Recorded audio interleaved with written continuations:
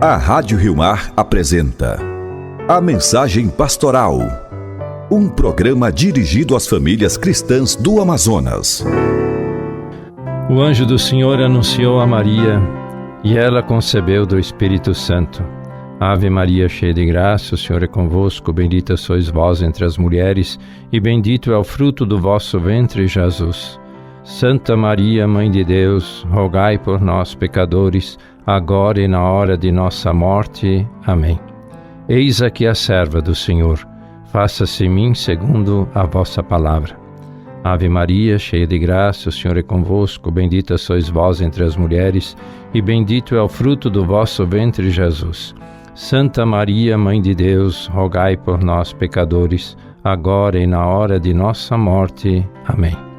E o Verbo se fez carne e habitou entre nós. Ave Maria, cheia de graça, o Senhor é convosco, bendita sois vós entre as mulheres, e bendito é o fruto do vosso ventre, Jesus. Santa Maria, Mãe de Deus, rogai por nós, pecadores, agora e na hora de nossa morte. Amém. Rogai por nós, Santa Mãe de Deus, para que sejamos dignos das promessas de Cristo. Oremos. Infundi, Senhor, em nossos corações a vossa graça, para que, conhecendo pelo anúncio do anjo a encarnação do vosso Filho, cheguemos por sua paixão e cruz à glória da ressurreição. Pelo mesmo Cristo nosso Senhor. Amém. Glória ao Pai, ao Filho e ao Espírito Santo, como era no princípio, agora e sempre.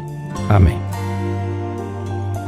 Queridos irmãos, queridas irmãs, queridos radiovintes da Rádio Rio Mar, Rádio Castanho, Rádio Rural de Tefé, todas as nossas comunidades e famílias dos ramais e vicinais, as nossas comunidades e famílias ribeirinhas e as nossas famílias e comunidades das cidades que nos acompanham no programa dominical Mensagem Pastoral.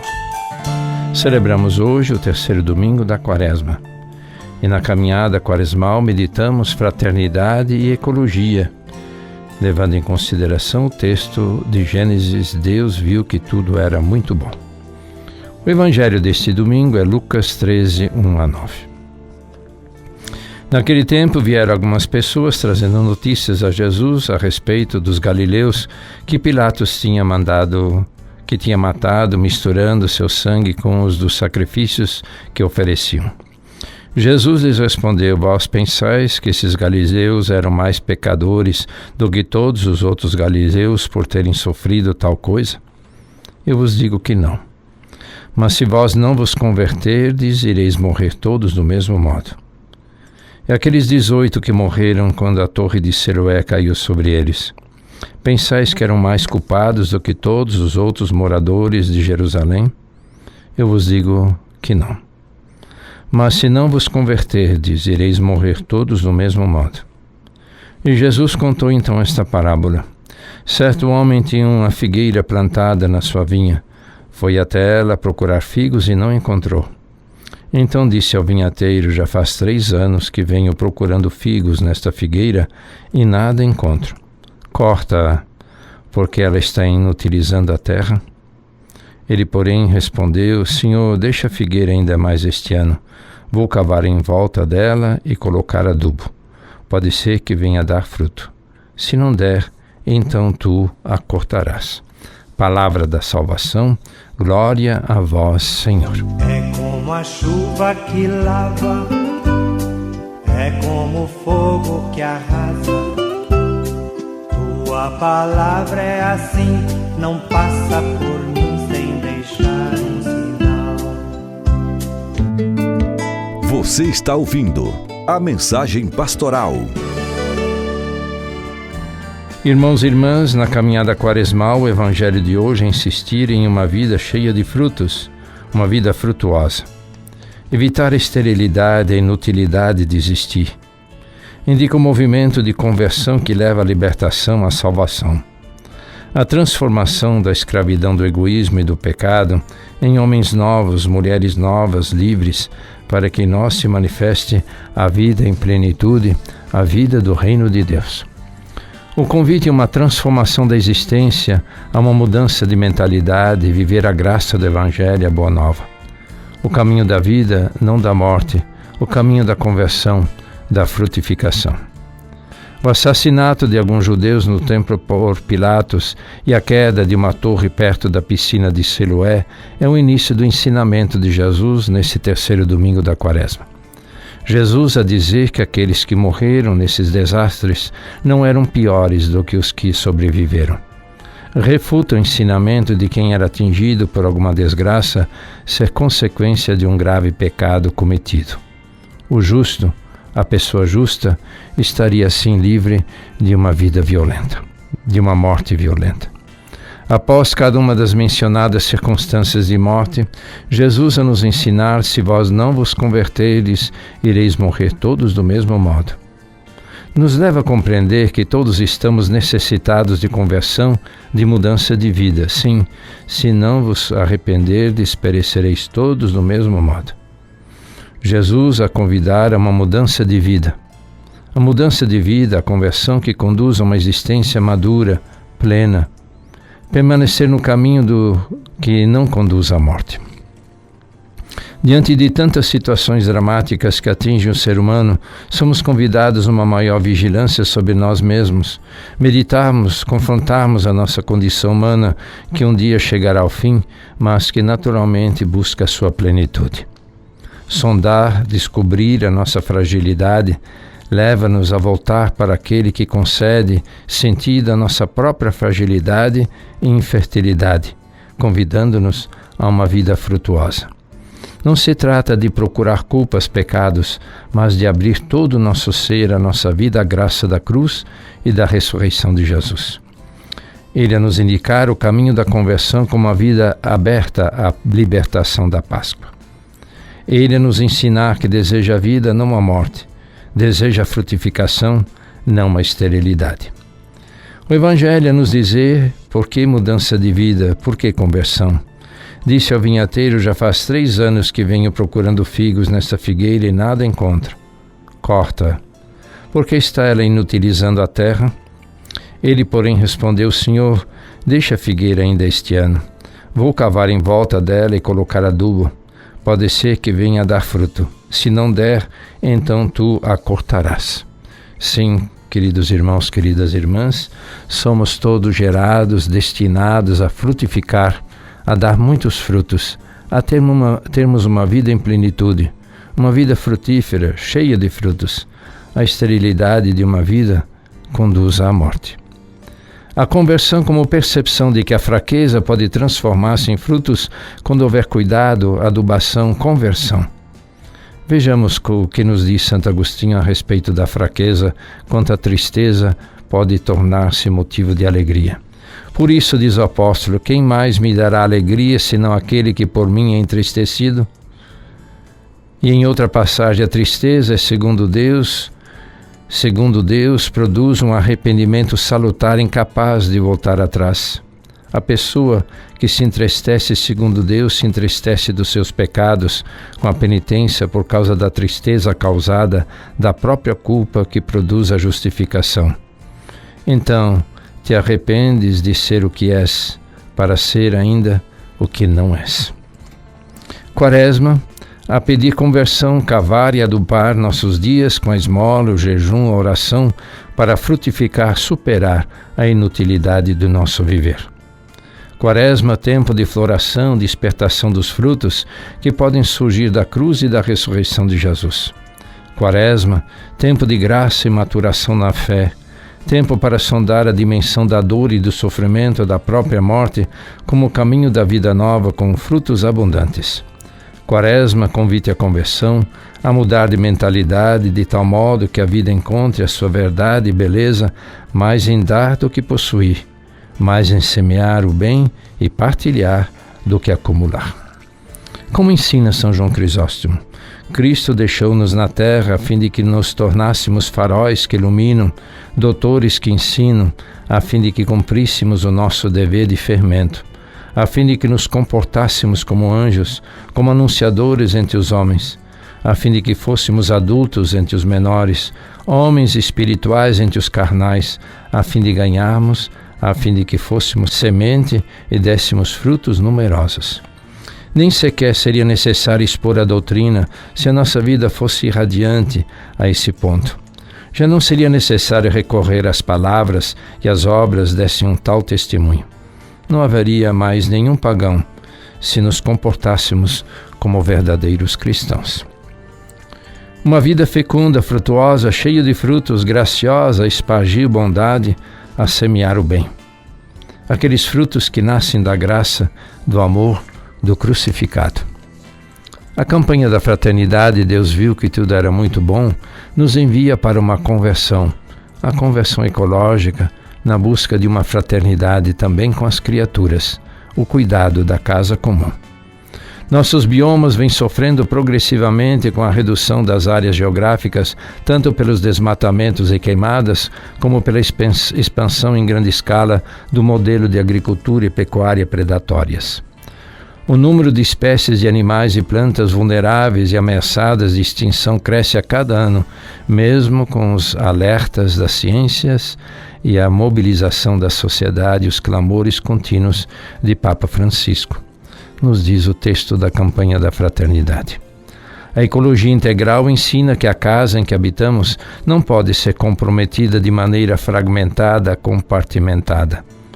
Ela nos indica o caminho da contemplação para uma relação de cuidado e de cultivo. A ecologia integral indica essa relação de cuidado e cultivo que Deus propôs ao criar o mundo. Recebemos o que é tudo bom para entrarmos numa relação que cuide. Papa Francisco, na mensagem para a campanha da fraternidade, manifestava o desejo de esse itinerário quaresmal de muitos frutos e nos encha a todos de esperança, da qual somos peregrinos neste jubileu. Faço votos que a campanha da fraternidade seja novamente um poderoso auxílio para as pessoas e comunidades desse amado país no seu processo de conversão ao Evangelho de nosso Senhor Jesus Cristo e de compromisso concreto com a ecologia integral.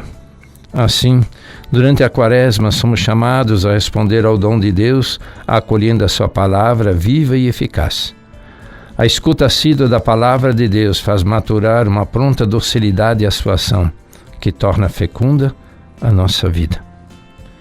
E se isto já é motivo para nos alegrarmos, maior motivo ainda nos vem da chamada para sermos cooperadores de Deus, aproveitando o tempo presente para semearmos também nós e praticarmos o bem.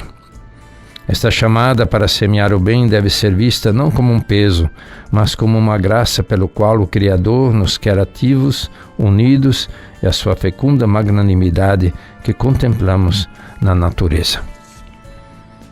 Essas palavras de Papa Francisco nos indicam conversão, com frutos. Conversão é a fonte da vida, pois nos devolve a Deus que deseja a vida e não a morte. O homem é como uma figueira plantada no meio de uma vinha. Pode ser que durante muitos anos não dê fruto, mas Deus, como bom vinhateiro, paciente e cuidadosamente cuida de cada um de nós, esperando figos saborosos. Jesus não apela somente à conversão, mas propõe o caminho do amor como modelo da frutificação vencendo a esterilidade. Deus é solícito e amoroso, crê em nós, crê que somos capazes de mudar de vida e a nos voltar para Ele, para vivermos com dignidade. Então rezamos, ó Deus, nosso Pai, ao contemplarmos o trabalho das Tuas mãos, viste que tudo era muito bom. O nosso pecado, porém, feriu a beleza da Tua obra e hoje experimentamos suas consequências. Por Jesus, Teu Filho e nosso irmão, humildemente Te pedimos, dá-nos nesta Quaresma a graça do sincero arrependimento e da conversão de nossas atitudes.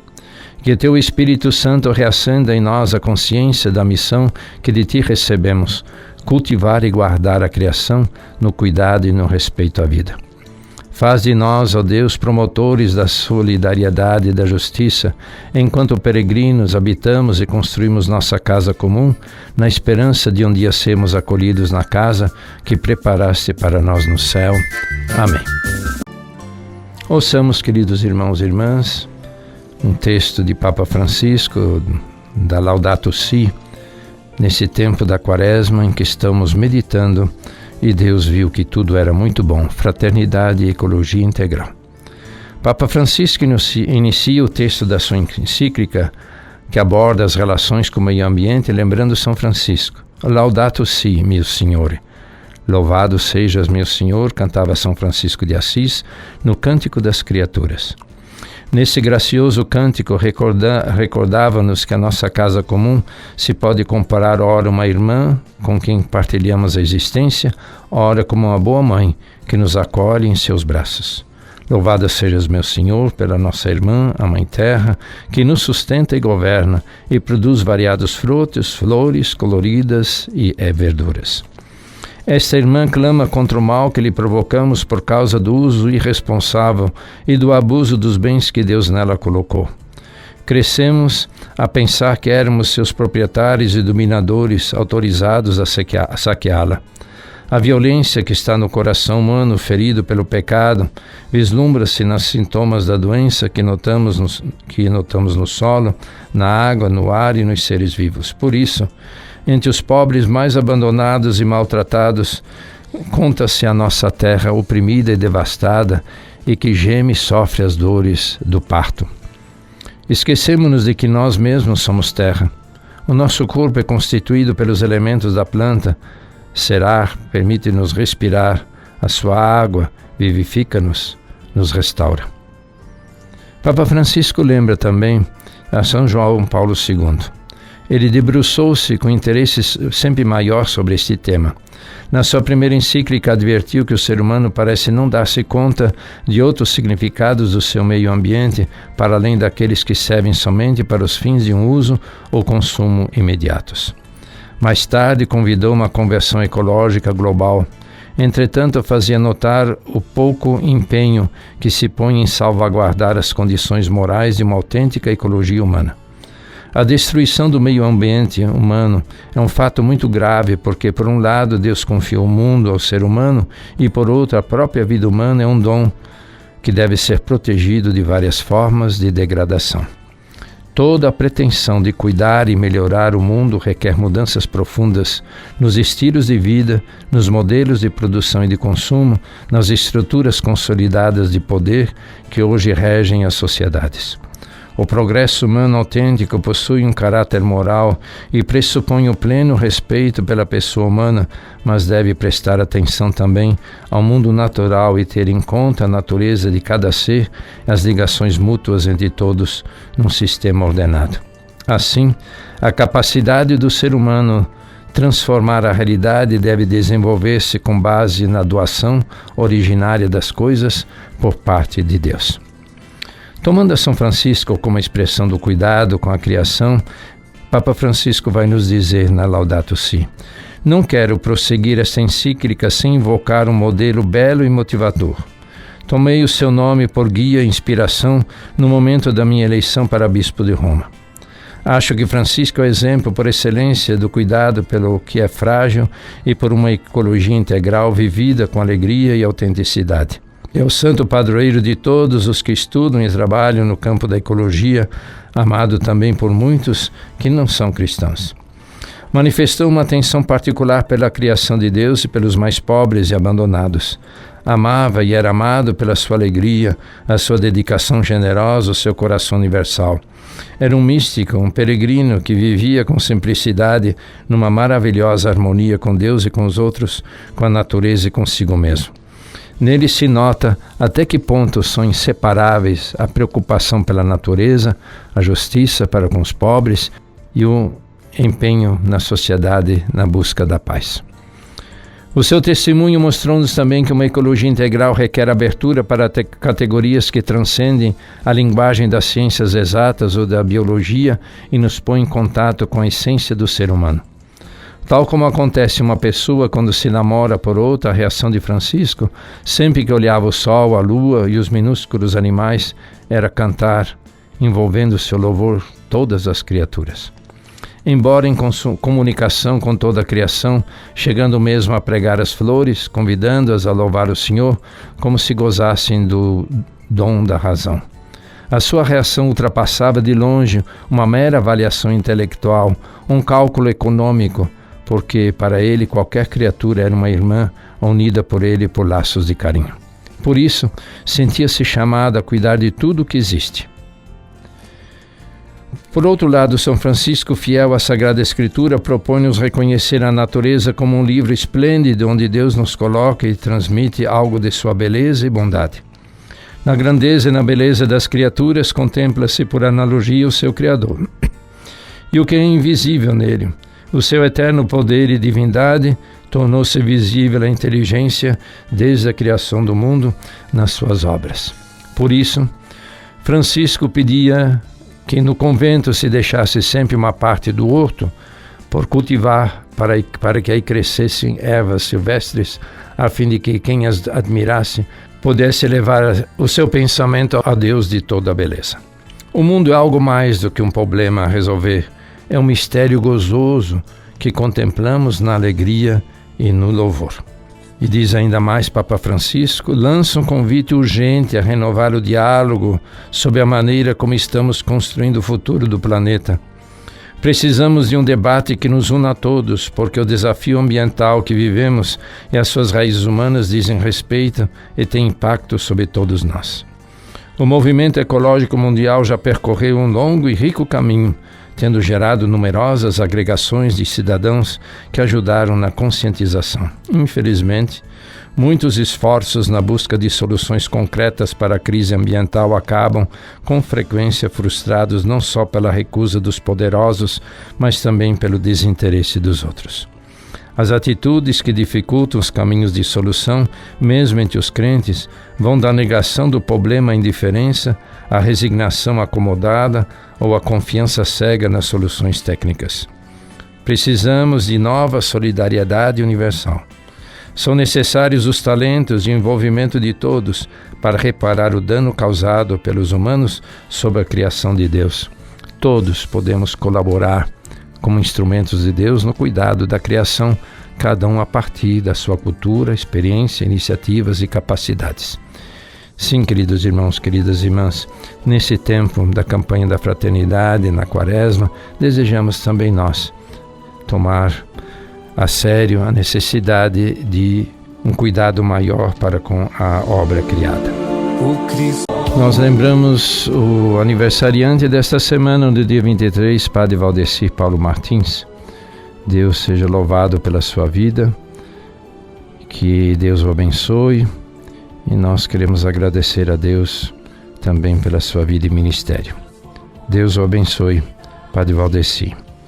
Nós queremos, queridos irmãos e irmãs, ouvir agora a nota da CNBB sobre os ataques à lei da ficha limpa. Quem segue a justiça e a misericórdia encontrará vida, justiça e glória, é de Provérbios. A Conferência Nacional dos Bispos do Brasil, por meio do seu Conselho Permanente, reunida em Brasília, Distrito Federal, na data de 18 de março de 2025, expressa a sua perplexidade e indignação diante das propostas de mudança da lei da ficha limpa no Congresso Nacional. Ela é uma das mais importantes conquistas democráticas da sociedade brasileira, um patrimônio do povo e importante conquista da ética na política. Esta lei, fruto da mobilização de milhões de brasileiros e brasileiras convidados a participar por dezenas de organizações sociais e igrejas. Foi aprovada por unanimidade pelas duas casas legislativas em 2010. Conhecida em todo o país, representando o marco de luta contra a corrupção, é necessário uma política melhor, a política colocada a serviço do verdadeiro bem comum, como expressa Papa Francisco em Fratelli Tutti. As propostas de alteração na lei da ficha limpa, lei complementar número 135 de 2010, no Congresso Nacional são o projeto de lei complementar 192 de 23, que altera os prazos de inexigibilidade da lei da ficha limpa, PLP 112 de 21, o novo Código Eleitoral, ambas no Senado Federal, o PLP 141 de 23, que altera o prazo de inelegibilidade da lei da ficha limpa de 8 para 2 anos, e o PLP 316 de 16, que altera casos de inelegibilidade na Câmara dos Deputados. é de destacar que o PLP 192 de 23 está na pauta do plenário do Senado neste período, sem um debate necessário com a sociedade. As mudanças contidas nesses PLPs desfiguram os principais mecanismos de proteção da lei da ficha limpa, ao beneficiar especialmente aqueles condenados por crimes graves, cuja inelegibilidade poderá ser reduzida ou mesmo anulada antes do cumprimento total das penas. Além disso, as mudanças pretendidas isentam quem praticou os abusos de poder político e econômico, enfraquecem o combate às práticas corruptas que comprometem a democracia brasileira. Neste momento da vida política nacional, a CNBB posiciona-se em defesa da lei da ficha limpa, denuncia os ataques perpetrados pelas propostas legislativas em curso, renova o seu compromisso com a ética e defende que a lei da ficha limpa é um valor fundamental para a construção de um Brasil mais justo, democrático e solidário, em que a vida seja sinal de justiça e honra. Apelamos à consciência dos parlamentares e convocamos toda a sociedade a lutar contra qualquer alteração da lei da ficha limpa que possa destruir a democracia, conquista de todos e do bem comum. Esse texto foi aprovado pelo Conselho Permanente da CNBB, que são os representantes dos bispos dos diversos regionais da CNBB, como também a presidência e os bispos do Conselho de Evangelização. Queridos irmãos, queridas irmãs, vamos assim encerrando o nosso programa. Deus abençoe a todos, nos conceda a graça de uma abençoada semana. O Senhor vos abençoe e vos guarde, o Senhor volva seu rosto para vós e se compadeça de vós, o Senhor volva seu rosto para vós e vos dê a paz, em nome do Pai, do Filho e do Espírito Santo. Amém. A Rádio Rio Mar apresentou a Mensagem Pastoral.